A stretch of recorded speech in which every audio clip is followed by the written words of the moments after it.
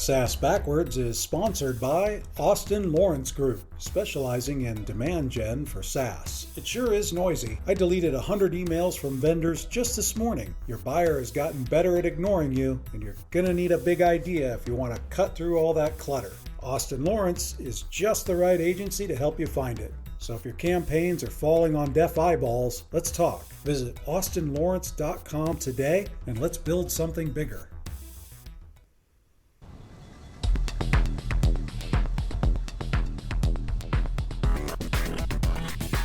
Welcome to the SaaS Backwards podcast, where we reverse engineer the success of fast-growing SaaS firms and explore strategies CMOs and CEOs are using to drive their businesses forward.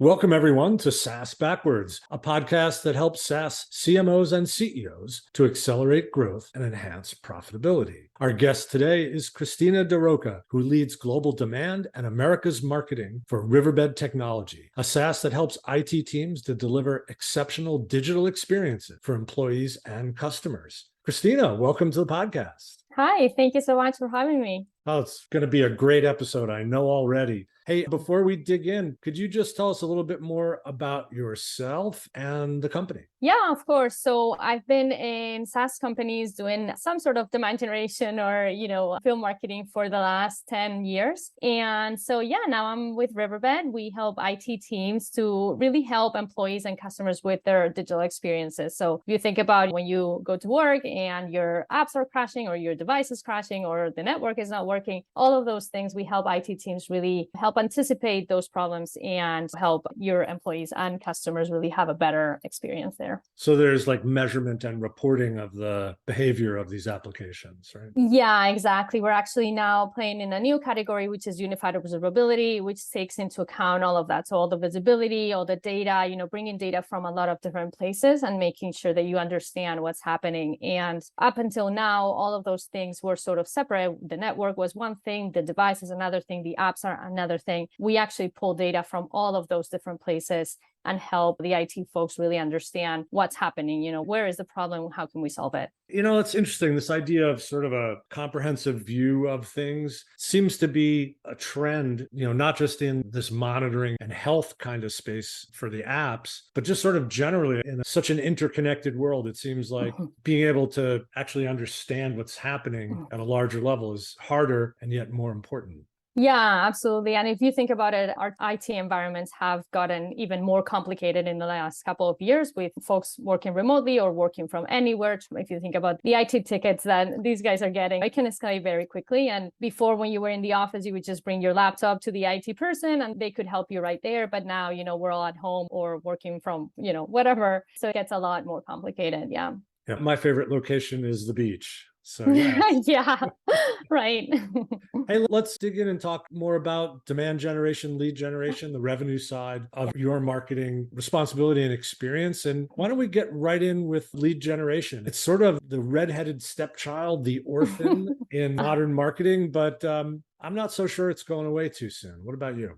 Right. I don't think it's going away anytime soon. And what I think needs to go away is how we treat leads, right? A lead comes in because they downloaded an asset, a white paper or something. You don't want to jump on the phone and annoy that person. You really want to understand their journey and where they are before you actually call them or try to get in touch with them, right? So I don't think the leads are the problem or the lead funnel is the problem. I think that is still there and we're all still doing inbound and we still have, leads coming in through our website. It's really about, how do we evolve that and how do we make sure that we're creating the demand so that the leads coming in are really the leads that we want to get in touch with? Yeah. So the idea that I think it was InsideSales.com did a whole bunch of research on years ago. They got to get to the lead within 5 minutes of the form fill or they've forgotten who you are.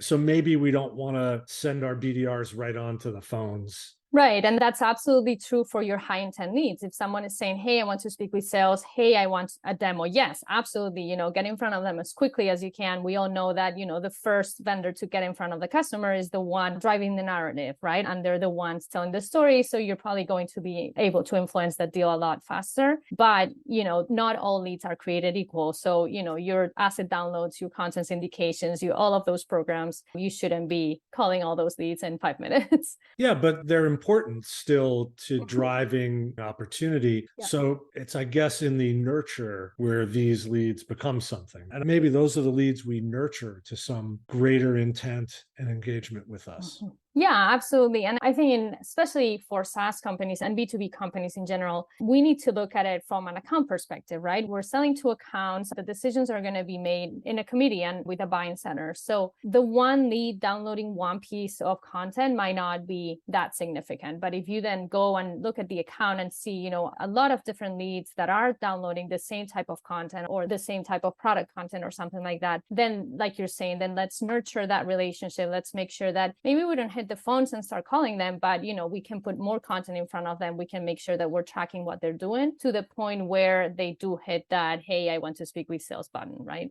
So here's a really good point. This might be the instigation of ABM on an account, right? Mm-hmm. If they're not known to you in an ABM space, you might say, hey, XYZ Co is starting to touch our content. Let's build out that account map and start putting them in an ABM motion if we've got that available to us. Yeah, and I always talk about ABM working with demand generation very closely. To me, they go hand in hand. They're not two different functions or two different teams in the company, right? They have to work together because the demand team is really generating that demand, right? Starting that relationship, starting to put that content out there. And then by the time you actually get that account engaged and you see, like I was saying, more people, engaging with your content, then that's where your ABM motion can start. And you can start to do more research on them and start to, move them into either an ABM program or a little bit more of an ABM motion. So yeah, absolutely. They go hand in hand, and it's a little bit of how the journey goes for your buyers. Makes a lot of sense. So I think the thing we discussed in our preparation was the difference between demand generation and lead generation. Mm-hmm. Yeah. And I always love to ask people how they view the divide there. So I'd love for you to share with our listeners, your take on the difference and the handoff between. Yeah, so I think lead generation is sort of like the old way of doing marketing, right? 10, 15 years ago, we all bought into the inbound methodology, which was great at the time. We started to have more automation, more technology, and we could actually see who was coming to our website. We could capture some of those leads or some of those names, right? But now marketing has evolved, and we all see that, like we were saying, hitting the phones for a person who just downloaded a piece of content might not be, the best use of our time. And so that's where demand generation comes in. And I think lead generation is more the capture piece. So you're capturing the leads, but you need to do demand generation first, meaning you need to really understand your buyers. You need to understand your market. You need to also understand what's happening in the world, right now, where it looks like we might be going into a recession. That's going to impact how your buyers buy and all of those things. Put all of those things together in your content on your website and really educate your market. And, Sangram Badger talks a lot about point of view, right? Having a point of view. What is the point of view of your company? How do you differentiate? So all of that is demand generation. And you're doing all of that to really create that demand and have place in the market. And then by the time the folks are starting to hit your website, are starting to really understand how you could help them, and they end up asking for a demo or trying to speak with sales, then that's your lead generation. And that's how you're capturing the demand. So again, I don't think lead generation is evil. It is a part of demand generation. And, we need to be paying attention to both. It's interesting. Everybody has a little different take on it. To me, the lead gen is really finding people who are there now, ready to get into the sales process. And however you get them, they become a lead. It's almost, I'm almost indifferent how we identify them and engage with them, as long as we capture that opportunity that's in market. And then our demand gen is this stuff that we're doing to be ready, like being ready for when you're ready as a client to consider a solution. So whether we have to educate you about the problem, educate you about the solution, in your case, you want to create a category, this idea of, this much larger view of what's transpiring across your environment. Well, so that's a problem awareness kind of demand gen, right? Make people aware that all these things are happening that might be outside their current screen. And yet now there's a solution. So problem then awareness, problem then solution awareness. You had mentioned to me that, you've had some issues with your sales, CRM, and marketing and friction that's created by the integration there. Can you kind of dig in a little bit for us? Because I think marketing and sales automation is something we all have to live with. We all have different flavors. So it might be interesting to hear about your experience and what you're doing there, because I thought that was kind of a nice deep dive. Yeah, absolutely. And this goes back to trying to sell to accounts and seeing the account as, your market. And, unfortunately, Salesforce wasn't built for account-based marketing. It was more, and 20 years ago, 25 years ago, when it was all about, the leads coming in. And so we do have, like, within Salesforce itself, it's hard because you have the leads, which are not matched to an account. You have contacts who are people that are matched to an account, but a lead and a contact is the same thing, but not really. And so it creates all these, Yeah, you're not a person. And you're not a person until you're right. associated with a company and an opportunity, right? Exactly. So I've seen, a lot of companies have trouble with this. Your leads end up just like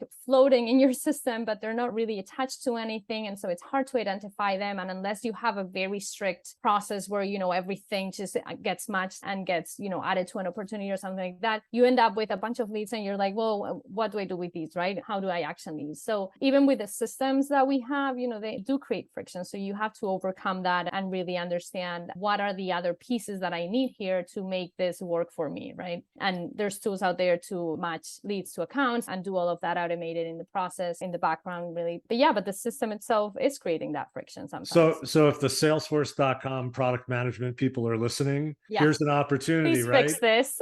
Create an ABM play within the Salesforce.com object universe. And I think that would be pretty smart. And that's part of Salesforce's business. They have created add-ons and, other things that you can add to the platform to really make it work for those situations. But, if you just have Salesforce itself out of the box, it doesn't really include all of that.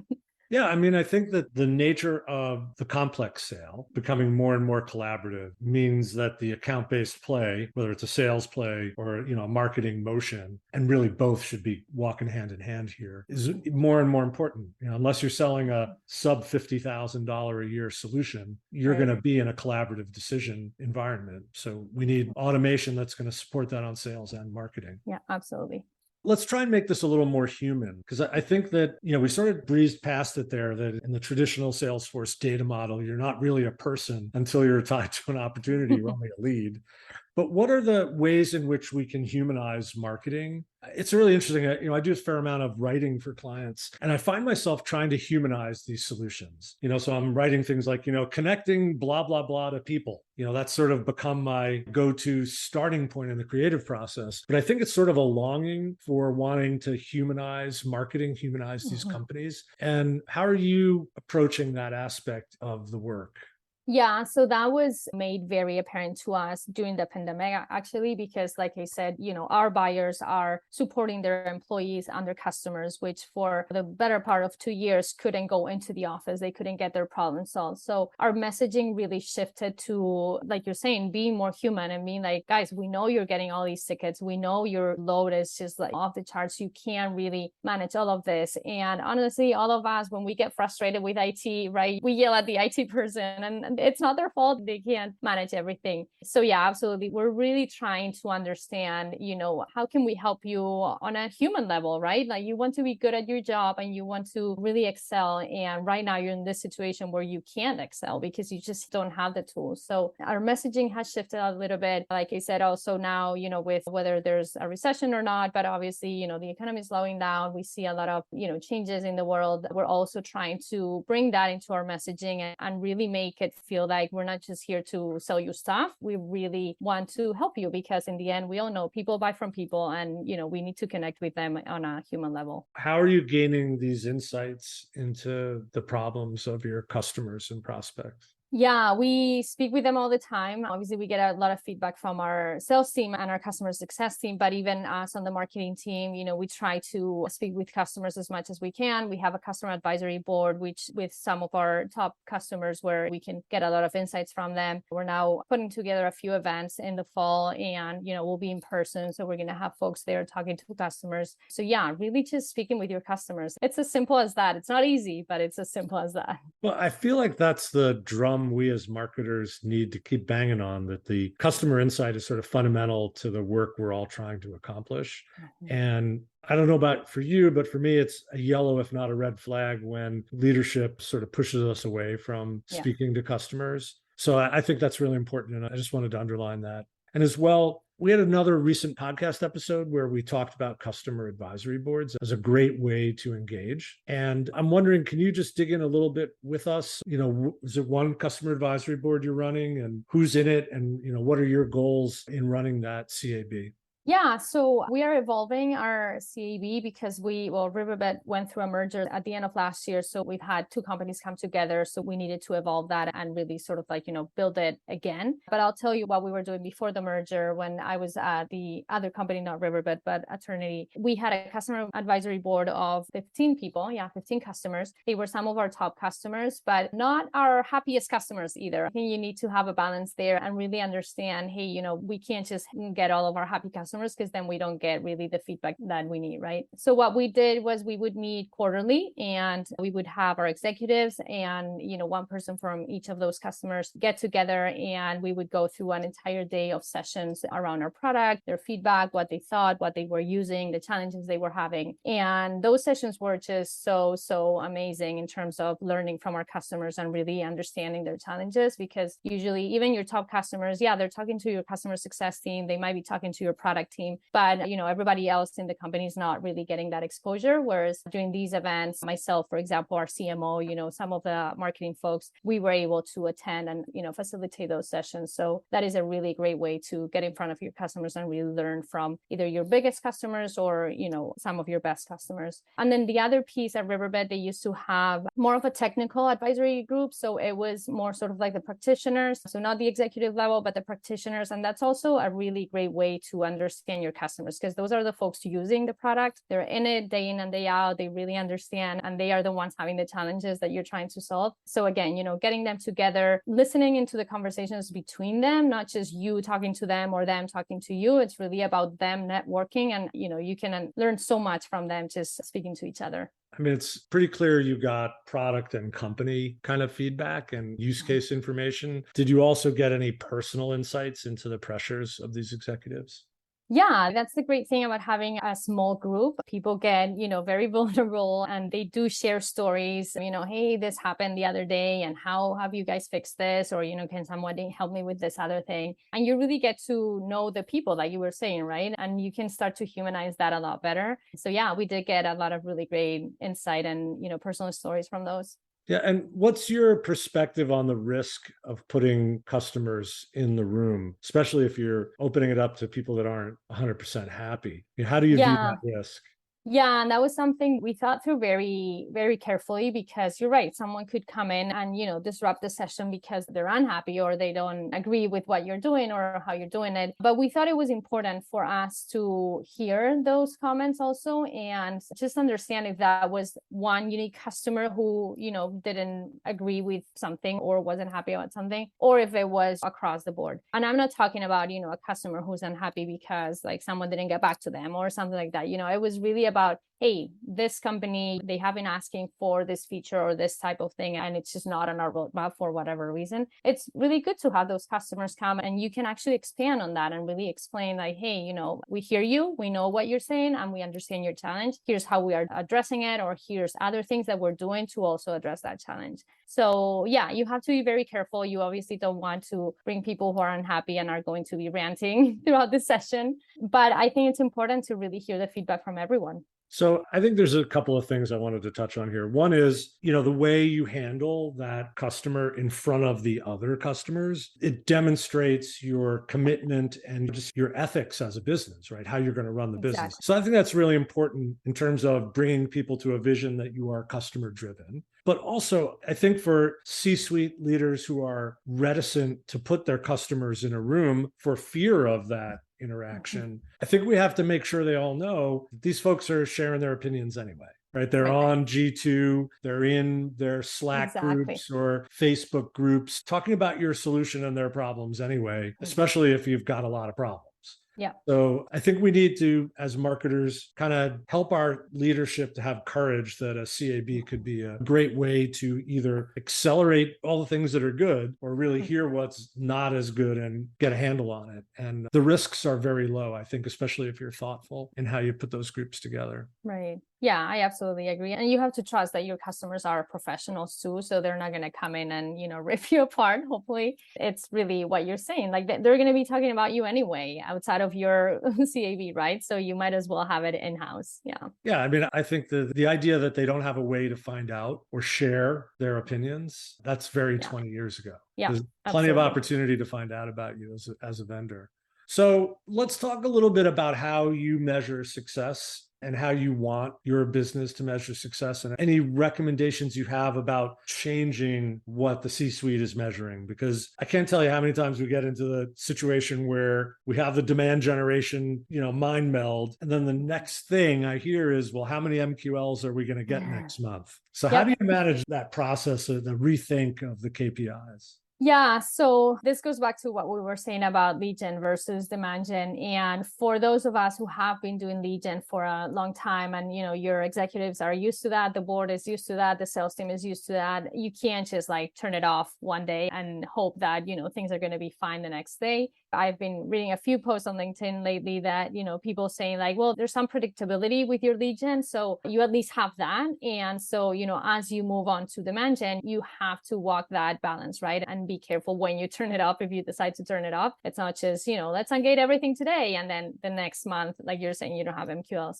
So I definitely think we all need to take that journey and move towards more of a demand gen motion. But yeah, you can't turn it off overnight. So for me, what we should be measuring is meetings, opportunities, pipeline, revenue. But your leads are still your leading indicator, right? If you see how many leads are coming to your website to ask for the demo, to ask to speak with sales, all of those high intent leads, those are still leading indicators for the rest of your business. So I think you still need to track it. Debatable if you should share those results with, the board executives, etc. But again, if you've been sharing it like that for years and years, you also can't just stop sharing it, because then the next question is wait, what is this new report, right? I want to see what happened to my leads, right? Right. So it is a fine line, but I think we need to, like you're saying, we need to educate the executives, the board, everyone across the business in terms of, hey, what are the real indicators that we need to be looking at? So this real indicator, I think that's a real path, right? The meetings, opportunities, pipeline, and revenue. We have a new acronym, the MOPR, right? That'll be our KPI. Made it up. That'll be our KPI set, the MOPR. Yeah. But seriously, I think as an executive, a meeting sounds a lot more tangible to me than a marketing qualified lead.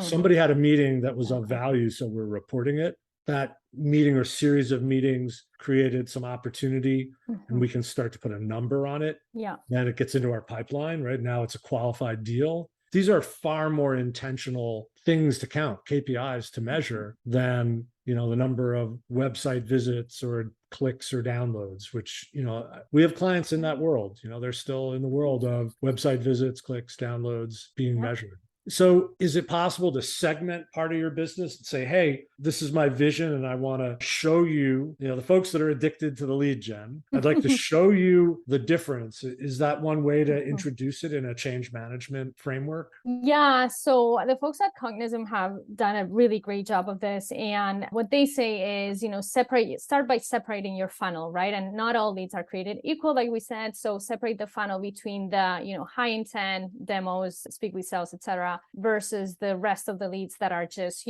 browsing, researching, downloading content, but not really, high intent leads. And then if you separate those, you start to see your conversion rates are very, very different. So that's when you can start to prove, hey, board, hey, executives, this is the actual, high intent people that are hitting the website. They're asking to speak with us versus the rest. Yes, they're still there. We can still track them, but, they're not going to hit a meeting right away.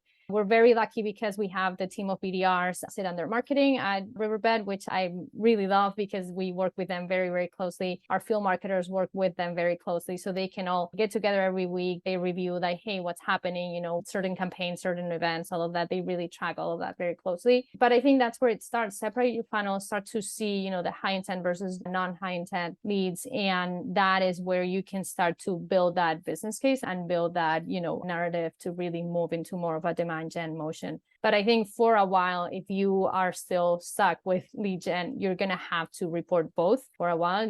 Like we said, we can't just turn it off overnight, right? Well, sure. I mean, if you're the new marketing leader and, on day 10, you say, hey, we're not going to report on leads anymore, you might not get to day 20, right? Yeah, exactly. That might not be the way to manage that change of perspective. Absolutely. Well, this has been an amazing conversation. Thank you so much. Really enjoyed it. I think we got some insights to share with our listeners. And if people want to reach out to you directly to learn more about Riverbed or your perspective on demand generation, how can they get you? Yeah, I'm on LinkedIn, Cristina Daroca, Cristina with a C and no H. So yeah, you can find me there. Perfect. And likewise, I'm on LinkedIn /Ken Lempit. And if you haven't subscribed to the podcast yet, please do so. We're available wherever podcasts are distributed. And Cristina, thank you so much for making this a great episode and look forward to speaking again soon. Yeah, thank you so much to you, Ken. Awesome. Take care. Thanks. Thanks for listening to the SaaS Backwards Podcast, brought to you by Austin Lawrence Group. We're a growth marketing agency that helps SaaS firms reduce churn, accelerate sales, and generate demand. Learn more about us at www.austinlawrence.com. You can email Ken Lempit at kl@austinlawrence.com about any SaaS marketing or customer retention subject. We hope you'll subscribe, and thanks again for listening.